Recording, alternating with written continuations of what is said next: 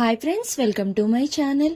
ఇక స్టేజ్ మీద అయితే గగన్ భూమి ఇద్దరు కూడా శివపార్వతుల్లాగా అయితే రెడీ అవ్వి ఇక నాటక ప్రదర్శన అయితే చేస్తూ ఉంటారు. ఇక వాళ్ళిద్దరి నటన చూసి ఇక అక్కడ ఉన్న జనాలు అందరూ కూడా ఎంత అద్భుతంగా చేస్తున్నారు, కన్నులు సరిపోవడం లేదు చూడడానికి అన్నట్టుగా చాలా సంతోషపడుతూ ప్రేక్షకులందరూ కూడా చూస్తూ ఉంటే ఇక అప్పుడే అపూర్వ, నక్షత్ర, శివ, బిందు, పూరి వీళ్ళందరూ కూడా అక్కడ చైర్స్ లో కూర్చుని నాటకం అయితే చూస్తూ ఉంటారు.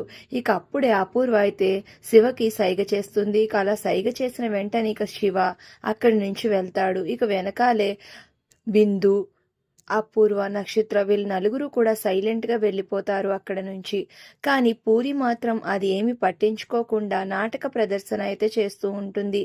ఇక అక్కడే అపూర్వ అయితే బిందు, శివలకి పెళ్లి ఏర్పాట్లు అన్ని చేసి ఉంచుతుంది. ఇక పీటల మీద అయితే వెళ్లి బిందు, శివ ఇద్దరూ కూడా కూర్చుని ఉంటారు.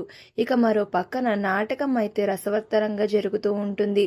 ఇక భూమి అయితే సతీదేవి అగ్నిగుండంలో పడినట్టు, దాంతో శివుడు అయిన గగన్ కి ఉగ్రరూపంతో నాట్య ప్రదర్శన చేస్తూ ఉంటాడు. ఇక అప్పుడే అపూర్వ శివ బిందు మెడలో తాళి కట్టే అని చెప్పడంతో శివ ఎంతో సంతోషంగా తాళిని తీసుకుని ఇక బిందు మెడలో అయితే కట్టేస్తూ ఉంటాడు. దాంతో బిందు సంతోషపడుతూ ఉంటుంది.